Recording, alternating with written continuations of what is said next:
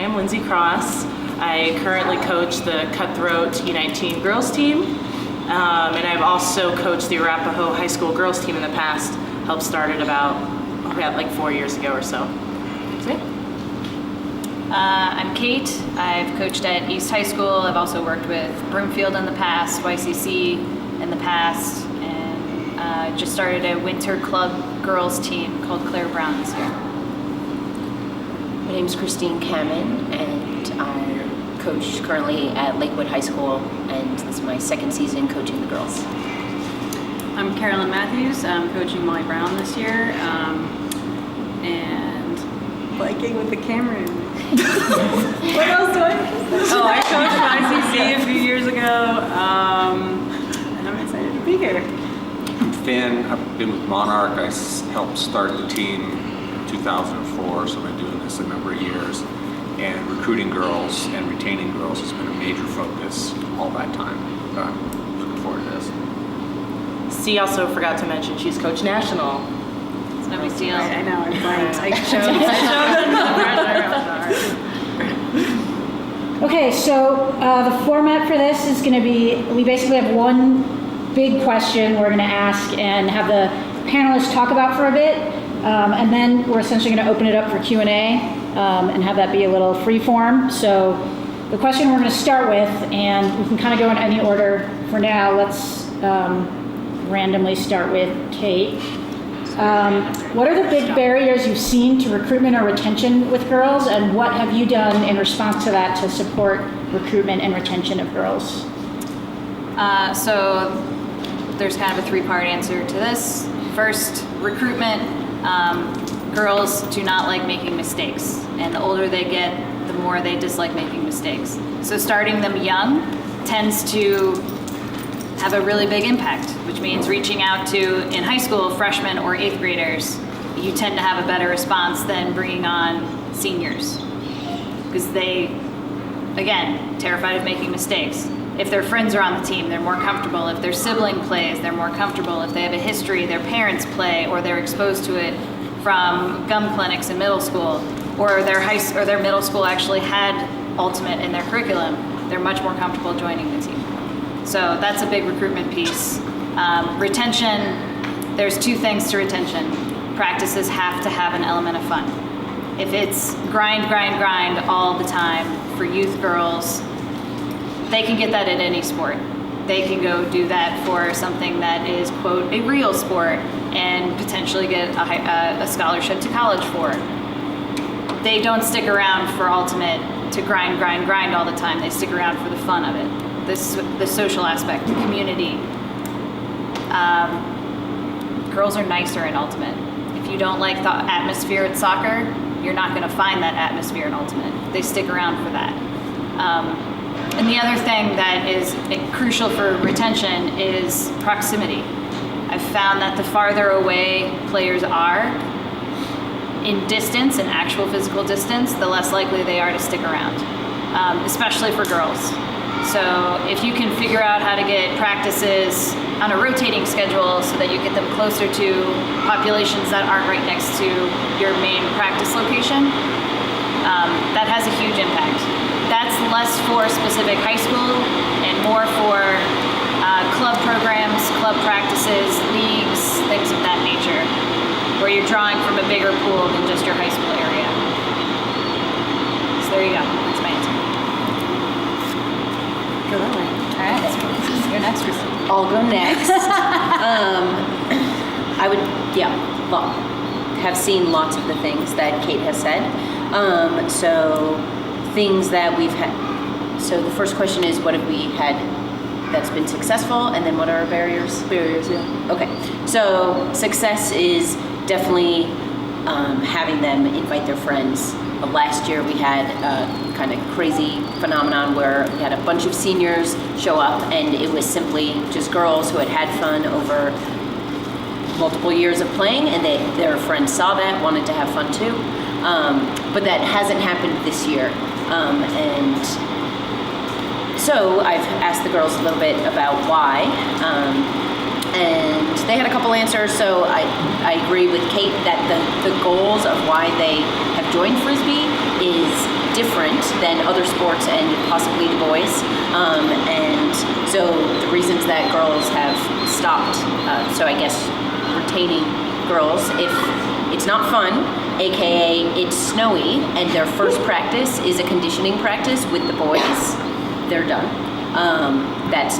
They're not interested in that. Also, we've had issues where girls don't want to play in the cold when it's 45 degrees and our practice is outside. So talking to girls this year, that's definitely been an issue with retention, is that fun factor. So I don't really know a solution, but we do know that that has been a barrier for new girls. Even if they have friends on the team, they're still not connected enough yet. When we surveyed our girls on what their goals are for the season, it's mostly to have friends and have fun. And so I think that goes with what you're saying. So yeah, hard conditioning, first practice, not what they want.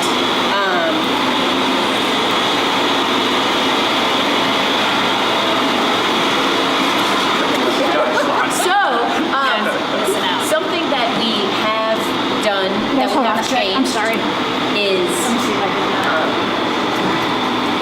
that we think kept a lot of girls last year was changing the number of days that we practice. They used to practice 4 days a week, but we would get low turnouts. Not every single girl would be there ever. We would never have everyone. So we've reduced our number of practices and really stressed that we expect them to be there. We give them Wednesdays to take care of their lives and not do ultimate things. They're invited to throw and condition, do whatever they want, but it's not an official practice, and we've had really, really positive support for that. So I think that has helped to retain girls who maybe aren't playing another sport because of the 5-day-a-week Saturday game type commitment. It's just a tiny bit less commitment, but hopefully a lot more fun. Cool. I'm going to speak from the perspective of the club level, because that's where I am right now, and I have some experience in the high school level, but I think some of the lessons that I've learned can be applied to high school or middle school or college. So what Christine said about her girls coming for fun and friends is the same reason that people come to play Molly Brown, Small Batch, Jack Wagon, any of the area club teams. That doesn't change. So really ride that, really emphasize that fun and friends component, because that's why people will shell out thousands of dollars throughout their lives to continue playing the sport. So when I was thinking about the barriers, we get these emails this time of year before tryouts saying, I have a wedding, I have work, I have a family trip I can't miss, I have a sick cat, we get it all. And so you might have different things with high schoolers. I have homework, I have Model UN, whatever it is. So the thing that often is the enemy of retention is just life, other things that are happening. And so eventually what you want to do is edge ultimate into that space where it's like the thing that people will sacrifice to do that thing instead. But we have to meet people where they are. So even with Molly Brown, we see, people attendance is, I can make half practices this season. So I think part of our goal as coaches is structuring the season with that in mind. So you can break the season down into phases, understanding at which phase you'll have more people. So if you do phase 1, it's 6 practices. Here's what I want to accomplish in those 6 practices. And to encourage that retention, at those early practices. There's gonna be a marching band. So at those early practices, I know like the conditioning stuff may not be great, but certainly like the easy successes. So if you have players that can't really throw, maybe don't do a lot of throwing heavy drills, but there's like really simple defensive drills where you're doing footwork, and it's like people are encouraging each other, and you get those that you do and you build on every practice. So those 6 practices, you're doing that defensive drill so everyone can step up and you don't have to reteach it every time, and people get comfortable and confident.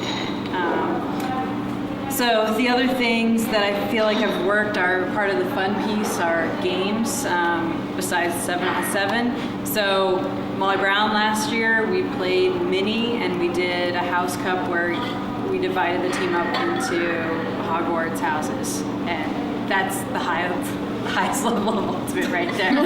So, or getting close to it. So, yeah, and like that's what people really got excited about was like defending the Gryffindor throne. And so yeah, like we institute all that fun stuff and have to, and like that raises the competitive nature of practice sometimes, and so that's work too. And then I think it's a lot of the social stuff that we've already talked about, and GroupMe is obviously a big thing. I don't know if your teams do that, but figuring out how your team communicates and making sure that they're pulling people in and letting them know when they're doing things and what the post-practice plan is and that kind of thing. I think also like the team identity is important. So on the national teams too, like we don't have a problem with retention there, but we do have a problem with building a team identity quickly. And part of it could just be like when you give out your jerseys, you make a thing of it, you take everyone's picture, you put that picture of everybody, and give that picture to people so that they have that, and they have that as part of they can see themselves as part of the team. And getting excited about your gear and like all that stuff, I think tends to work, particularly with girls. Finn and I were just talking about mentors, so as much as you can, bringing in club players to come play with your teams or do clinics, or showcasing. So Finn is organizing a showcase game and just exposing your team to different levels of ultimate, and especially with Team Baby, it's mostly mixed, and they can go out and see 7-on-7 women playing. The showcase game is Molly Brown in front of high schoolers who are coming from different states. Can you speak up? The showcase game is Molly Brown, so elite level women players in front of kids from other states. So it's last year it was from 5 different states. We're hoping for more. So some of these high schoolers are coming from places like Utah where they don't have elite women. Really looking forward to having that happen. And along the lines of that identity piece, we talked about this at some YCC event, but you can kind of make sure that your players have a role. And so a lot of that can boil down to you're on this line that does this thing. And if they can have that role, and that's very clear, I think that can be really, especially if they're a player that's maybe learning how to throw. You can put them on this D line and have them run in the cup, and like that's the thing that they do. And they come back because they know that they're good at that thing, and they can contribute to the team that way. So yeah, I'm sure more ideas will bounce around, but those are my initial thoughts. Can I have a dump truck in the background for my question? Yeah, we'll get the marching band practice. Marching band, perfect. So those of you who do know me know I'm like a numbers guy and metrics and spreadsheets and that kind of thing. I went back and looked, and at Monarchs we have a decent sample of work with 19 seasons. I went back, and we pick up on average of 6 new girls in the spring season and a little bit more than 8 in the fall season. And we pick them up. Those are the numbers of people who we recruited and retained through the season. So that's a bunch of data points. I wish I could say I had the magic lever, because some seasons are successful in terms of recruiting. I mean, sometimes we've had 12 new kids. Sometimes we've had one new girl. And that gets to the concept of the pendulum. So I have been at this for, worrying about this for a long time. Partially because it's the right thing to do for girls, but it's also because we have mixed teams and you need to have girls to be able to have field boys teams. So it's just recruiting girls is like one of the top priorities at Monarch. But the pendulum is swung. So in some years I've been completely hands off. In other years I've been on top of the people who I need to help to recruit. And it's the players themselves. Because it comes back to the girls want to play with friends. Boys too, but girls more so, my experience. And it's not every girl, it's not every year, everything varies, but it's a pretty decent generality that girls are not going to get recruited unless they kind of know there's some friends there, or even one friend is enough if you can recruit it from pairs.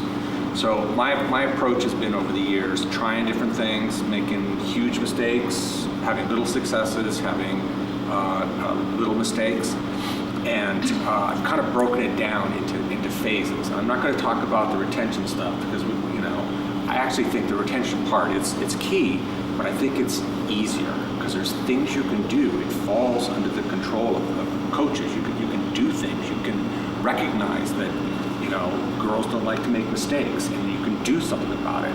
But recruiting them is just really hard because we're not in the hallways and we're not the target population. We're not the actual high school girls. I'm focusing on high school. But so I've broken it down into kind of phases. And so our first phase is, and this is going to sound like marketing speak because I'm a business guy, generating awareness. So we have a few simple things that we do at Monarch. We put posters up in the hallways. I'm assuming other schools do similar sort of things.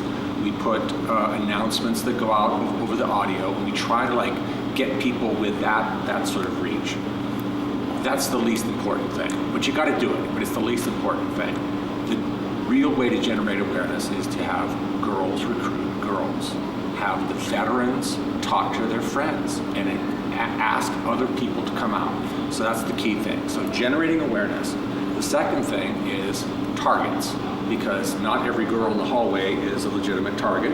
One, they're not likely to respond to anything you say to them, but they're also maybe not feasible. If you want, we talk about the different sports. So we've tried in the past to choose different sports to target, and there's really only one, basketball. The other ones all have conflicts. So if you can recruit basketball girls, write that one down, because basketball girls are generally both athletic, which is attractive, not physically, but attractive for ultimate, and they're attractive because their sport doesn't overlap with our sport. So put together a target list. And this last spring, because the spring before we had that one recruit low, so I put the pedal down and really sort of organized the girls this year. I told them I'm going to be a little bit intrusive, more so than in prior years, and I organized our girls into pods. So 4 girls in a pod, and I said, you will come up with a list of target girls that we can bring to a practice, and each pod will go with 5 names.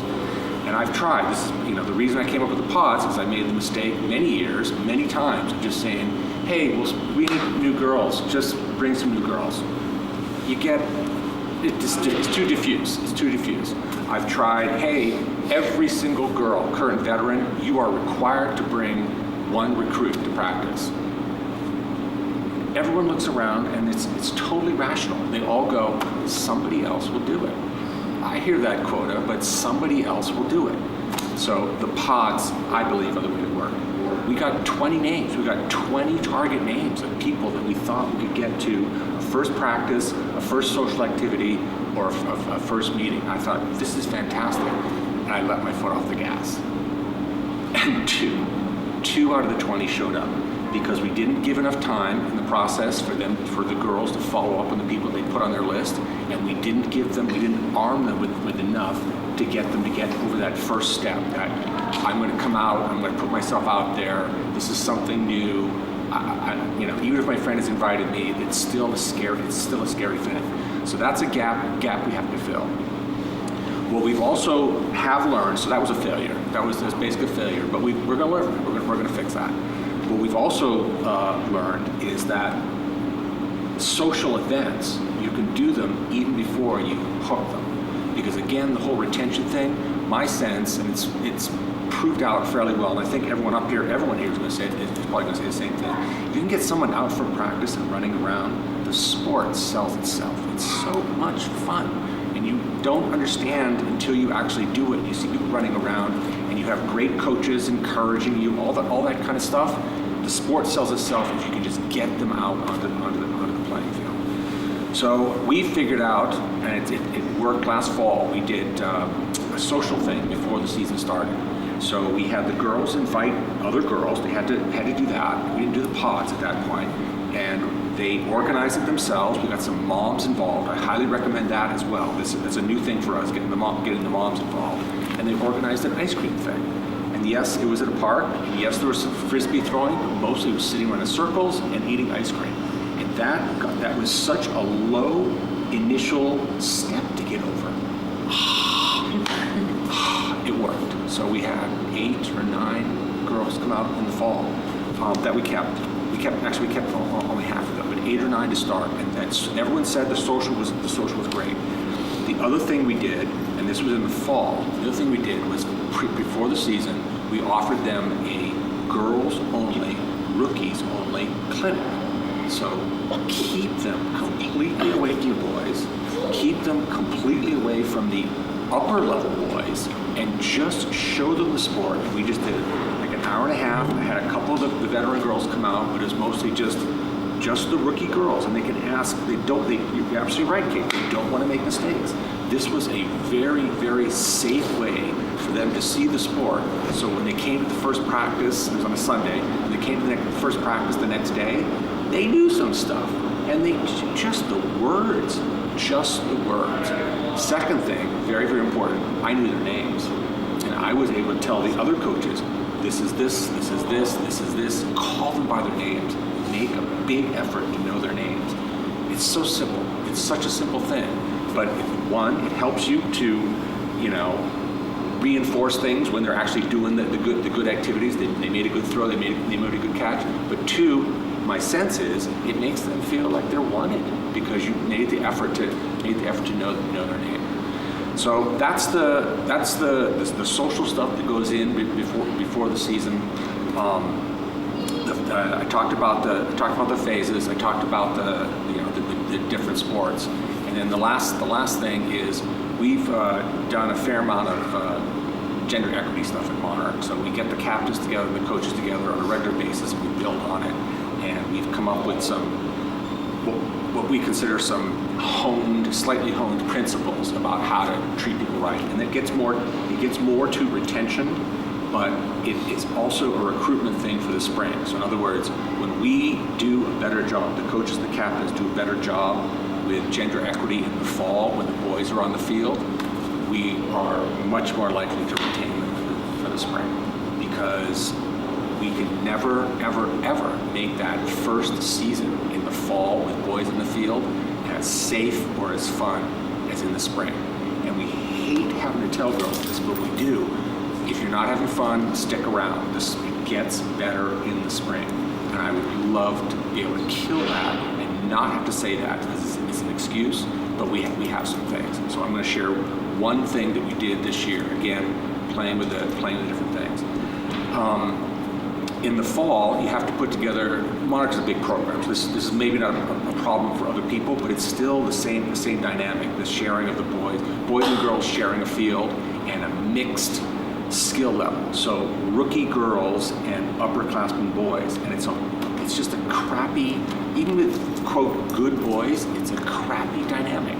The girls don't like it, but we need them for teams for the league. So they have to play together. But this fall, what we did was we practiced 3 times a week. And what we did is we kept the boys away from the girls for 2 out of 3 days. So they just practiced with girls. And then they had no cohesion, whatever, chemistry with the co-ed teams on the game day. But that's a sacrifice we made to try to make it a more girl-friendly, good experience for rookies. And the coaches who had to coach those girls, the co-ed teams with rookie girls, they complained, because they don't have access to the kids, the players they need on their team to work on stuff together. But we said, no, you need to make this a better experience. So that's kind of my spiel, my debrief. And if other people have other ideas, I'd love you. I'm sorry. Oh, no worries.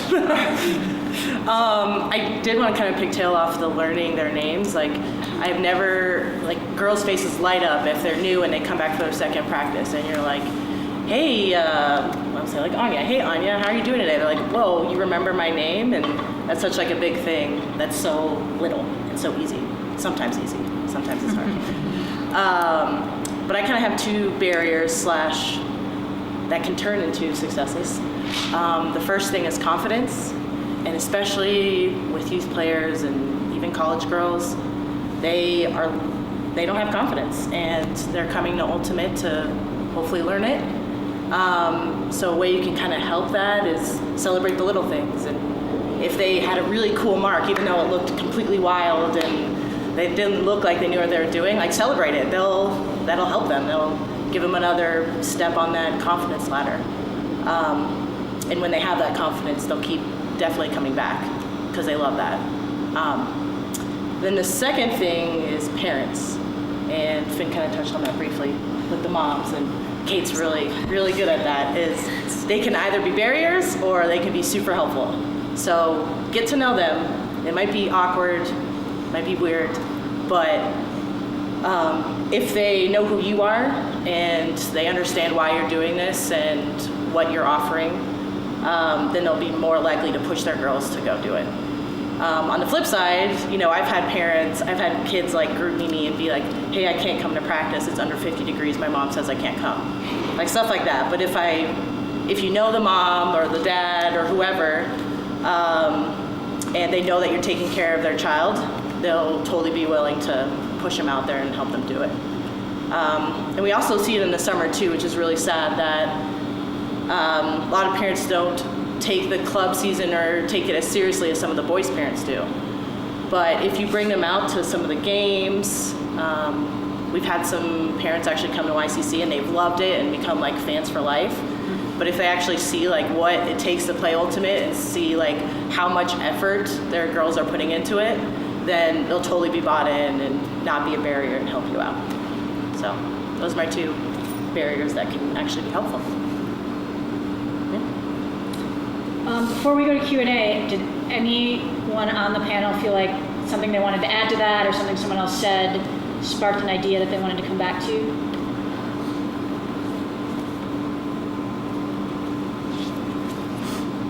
Okay. This is your last chance. You don't get to. No more talking. Okay, any questions from the assembled?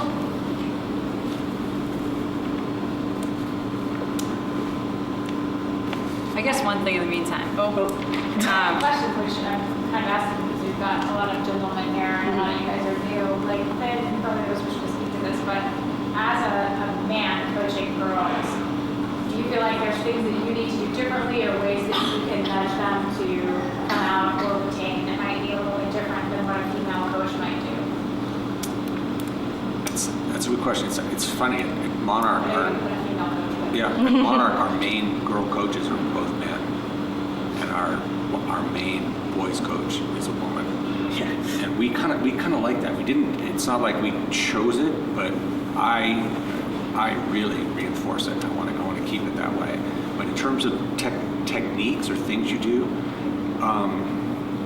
we actually, okay, I'll give you an example. I actually had a lengthy conversation just this week where I had one of the male coaches call me after practice. I wasn't there, and he said one of the girls, they were doing a drill, throwing a disc hard into a soccer goal. So it was like grunting and just power. They were getting that. And he told her to like hit it as hard as you can or something like that, and she cried. And he didn't know how to respond, and he asked if something was wrong, and then he was calling me after, like, what do I do here? Do I pull her aside and offer her support? And I said, based off years of experience, give it a day. Give it a day or two. You don't know. Again, people are different, but a lot of girls, high school girls I've seen, have bad days, and they're just, they can be more emotional, or they're quicker to show their feelings and cry. So in that case, I had a male coach who maybe wouldn't have known that. I happened to have been around a little bit longer and say, give it a day, and then if it's still an issue, then talk to her big sisters. So we're organized between, we have big sisters and little sisters, but we'll try to do it at a player level. So that's a little example of, to some extent, men are out of their element. They're out of their element trying to coach girls. They really are. So I don't have any magic bullets, except use your judgment. And I know that's not a great answer. Women on the panel have answers. I mean, stuff that you've learned over the years that we know the guys react to better that the girls just don't. Sam, for 4 years. Right. My assistant coach for the last 4 years is a young man. He's 22, so he's young. More on a peer level with them than I am, obviously. But he is a a wizard at befriending these girls. And it's a skill that not every man has, to be both endearing and open to young ladies and to come off that way to them. Not just to actively try to be that way, but to actually come off that way. I call him my spy. He usually finds out the hot gossip before I do and then tells me so that I know the general, like, oh, Josie's having a bad day. I know this because Sam found it out, not because they told me. And so now I can adjust my coaching to Josie because I know she's having a bad day. But my suggestion is to not hold yourself at a distance because of your gender, but to actively work at befriending them and making yourself open is the first step to doing that. So holding yourself stiff and rigid and like, oh my God, they just said the word period. Oh, like that is not a way to be open and endearing. Shrug off the things that might make you uncomfortable to remain open and endearing to women, and they will respond to that. At Arapahoe, I had a co-coach named Eric, and the girls loved him. And what I took from that is that he was such a good listener. He was a much better listener than I was. Like, he would listen to these girls, tell them their life stories, and he would just talk to them, and he'd remember it. It's incredible. Peacock man. I know. So good. And so I think that was something really helpful to help him connect, is just listening to them and whatever was going on at school and not judging and going from there. I would say one thing, like, if I had a crying high school girl, I don't know if I would know what to do. So just because I'm a female coach doesn't necessarily make me equipped. And we all have to learn those skills. And I also don't want to say because they're girls we need to treat them with like we're walking on eggshells. You know, that you need to find that balance where you are still a coach of a sports team and you are demanding, and they might have moments, but so do guys too, where they explode in one way or another, if it's in anger or in sadness or whatever it is, them being high schoolers or college players or club players, they're going to have some emotional moments, and you have to learn what that player specifically needs in that emotional moment. If they need a second off, give them that second, and that's just something that you're going to have to find out when you engage with them. So learning their names and then their life stories maybe, but how they respond to things happening in the field, how they respond to failures and successes, and how you need to respond in return, I think is just, you know, that interpersonal skill as coaches that we all need to develop. And I've coached mostly girls, but I did a cutthroat clinic where it was all boys, and I was like, will I approach this differently? Will I coach differently? And I'm thinking about it now, happy to say I don't think I did too much differently. And I think that's something that we need to keep in mind as well. Like, we're not lowering any bars when we're coaching girls.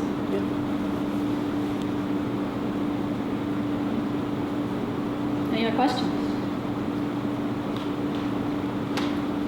Do you actively have conversations around gender in order to prepare the girls for being women in the world? And what do those conversations look like? Like, how much time do you have? So, I don't even know who I I had a very combative young lady as our captain last year, and she, like, this is one specific example, but this is an example that I have extrapolated to other players on various different levels and intensities, but she had a hard time communicating issues to boys. Boys were doing one thing, she didn't like it, couldn't figure out how to communicate that in a way that didn't completely make them angry. Or, even worse, immediately make them belittle whatever she was finding wrong. Like, oh, that's not that big of a deal. She's just blowing this way out of proportion. And I told her that later on in life, develop these communication skills now, learn tact, learn how to calmly keep on topic, to have these conversations with men who are doing this to you, because it's something you're going to encounter the rest of your life. because of her personality and her intensity and the way she struggles to do things tactfully. And I know this for a fact because this has been my life. And I see a lot of her issues of the things that I had in high school that I didn't address until I was in my mid-20s. So I had to deal with that for years before I realized, oh, maybe it is my fault. And so having that kind of conversation with girls, like, hey, these are hurdles that you're gonna face in life. Take a moment and learn it now. It's a lot easier than it is to struggle with it for years. So yeah, they're conversations on a regular basis to have with your players. I want to take that one on for a second. I'm going to question the premise a little bit. It's difficult to have an impact on a large number. So again, my experience with my team, we focus on the captains, and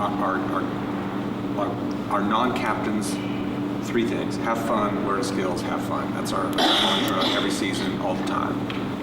The captains, we focus more on them, bringing them in, meetings, leadership, things like what this leadership learning will translate for you later in life. But we can't do that with all our players. So we have it tiered. Regular players, have some fun, retain them, skills.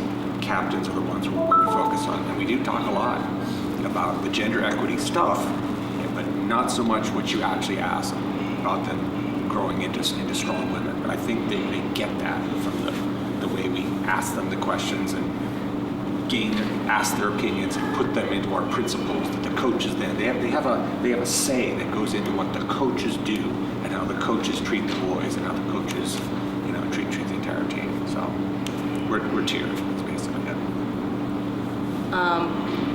I had an interesting time a couple years ago. I was having a tough time in my job. I'm an engineer, and it's pretty much a lot of men that I have to deal with. So I have I felt like I had a lot of gender dynamic issues. And it was around the time me and one of the girls' teams was learning about mental toughness. And up until that point, I hadn't really put anything to teaching these girls these life lessons, or that I am teaching these girls these life lessons. But having that mental toughness talk and figuring out how to build my confidence in situations where there's a lot of pressure and I'm not feeling worthy, I felt was really relevant to these girls playing Ultimate, that they can then use in their later life when they're in a board meeting or they're in a meeting where they have to give a presentation and they're not feeling confident like I was. So I've definitely taken that experience and worked with captains who have never been in leadership positions before and have the imposter syndrome, of course, to help them realize that they are there for a reason and how to, be a good captain in pressure situations. So I think there's a lot of great Ultimate lessons that they can use in later life that I have used as well.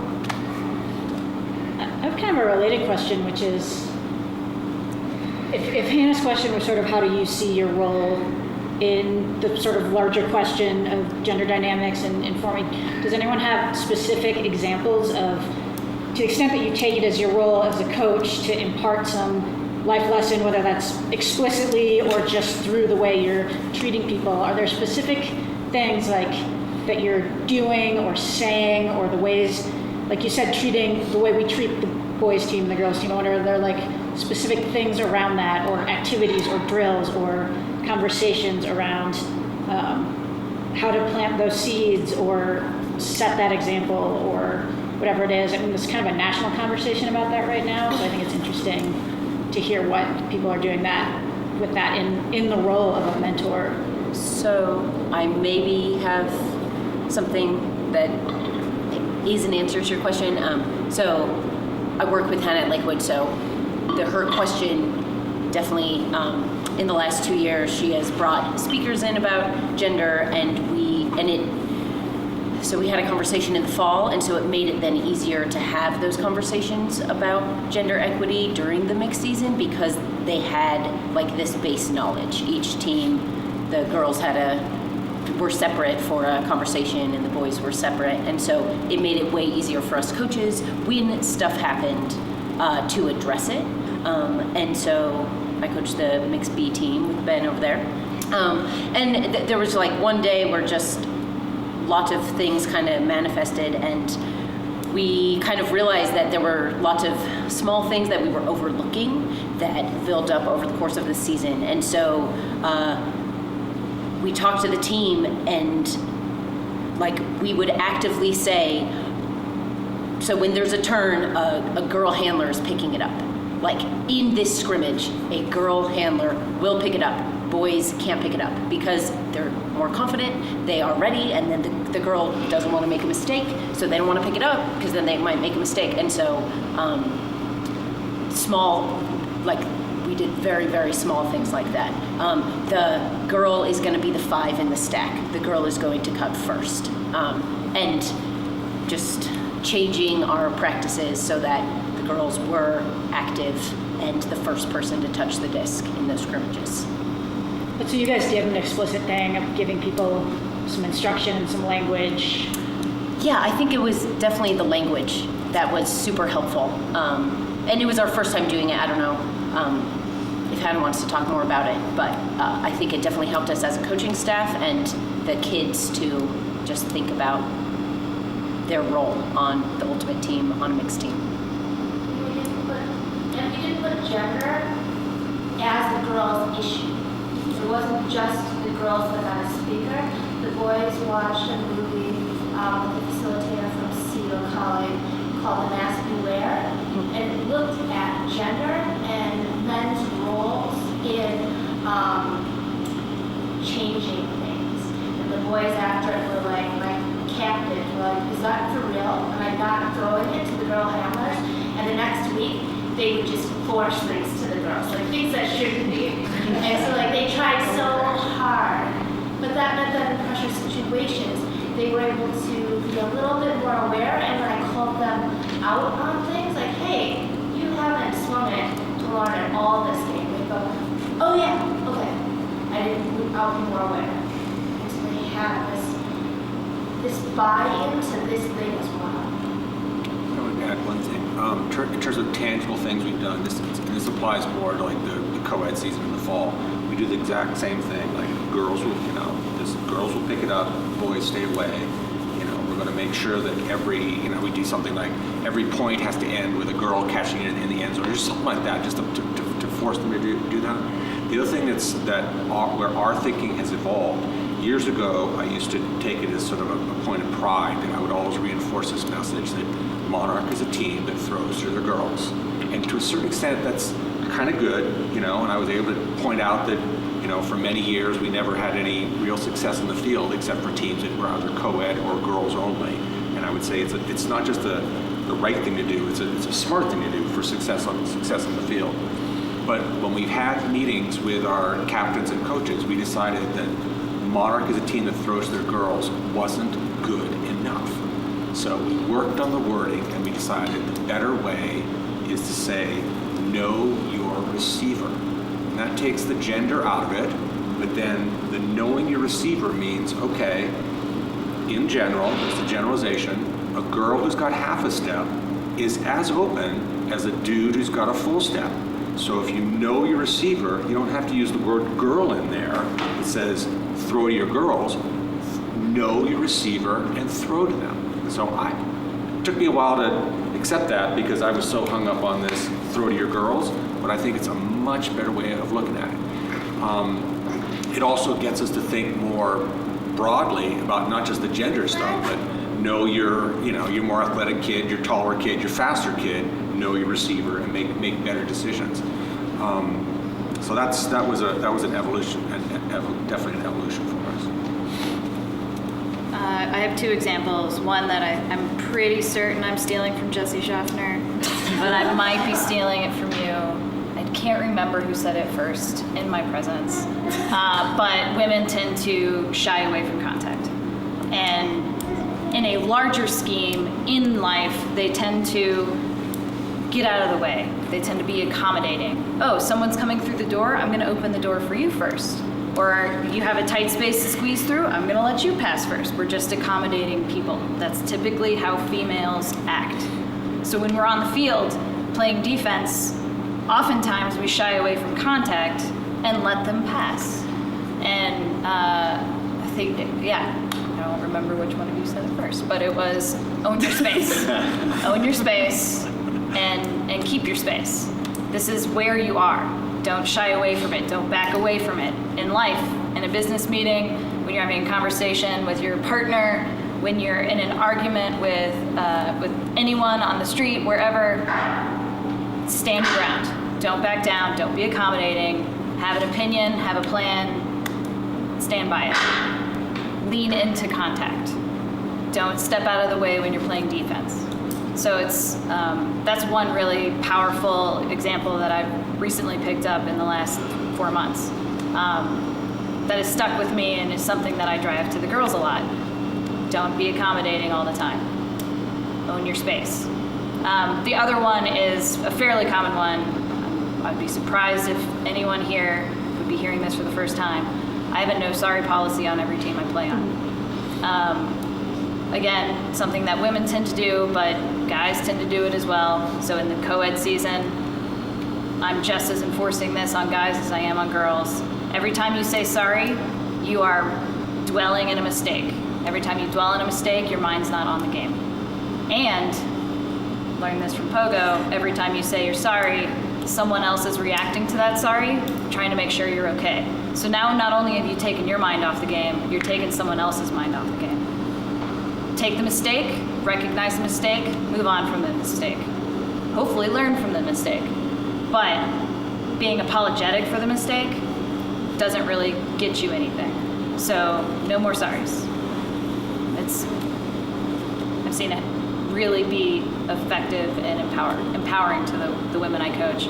Guys kind of treat it as a joke, but that's kind of high school guys. So I've had girls come back a week later and be like, oh my God, I didn't realize how much I was doing it all the time. All the time. Or they like try to get around it and say something else that's like sorry. Or Pineapple. They're gonna come up with a code word. Pineapple. Find the code words that they're using to replace sorry. Everything to that. Excuse me. One of the things that we do, I enjoy doing, is setting an example during the co-ed season about the know your receiver. Simplified is throw to the girls. So I will always try to choose a practice 2-3 weeks in and choose an example boy. And I'll choose a boy who I have already got some sense either from, because I know from the previous season, that he's not gonna fall down easily. He'll be able to take some criticism, and I will catch him in the act of looking off a girl. And I will stop the practice, and I will make it very clear, we don't do this. Everybody line up, and we're running sprints. That boy hates that. And the other boys quiver. It's like, well, this could happen again. And I tell them, this will happen again if you do that. Now, it doesn't work if you pick a weaker kid, but there's always some knucklehead that, there's never any lack of you can pick. I'm going to do it this week. You can say, I'm going to do it this practice. It's going to happen. Pick them, make the point, make everybody run. It really gets it across. I like the technique.